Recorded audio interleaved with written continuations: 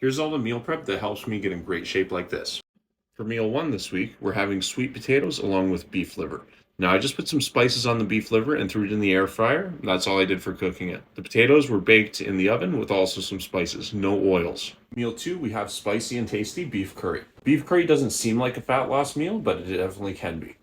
I slow cooked this on the stovetop, again with no oil and lots of spices. Meal three, we have lentil pasta along with chicken, which makes it really high protein. No sauce on here, but sometimes I do throw some Nando's sauce on there if I want it to be a little more moist. And with the chicken, I threw it in the air fryer simply with some Cajun spices on it. When it comes to being able to make your diet more easy to adhere to, I found one of the most effective things to do are to make your food choices enjoyable, right? So if that means incorporating 20% of snack foods like baked goods, chips, ice cream, something like that you might like, follow the 80-20 rule and do that.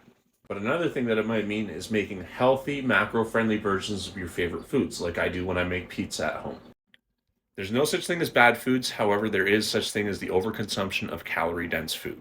The most important thing for you to do at first is to find out what your metabolism is. Once you find out how many calories you're going through on a daily basis, then you can set up your food choices to fit inside those calories. Now, it's going to seem like it takes a little bit of extra work at the start, and it does. But once you get that work in and get used to it, it's going to be a lot easier, and you'll thank yourself later. Follow me for more tips.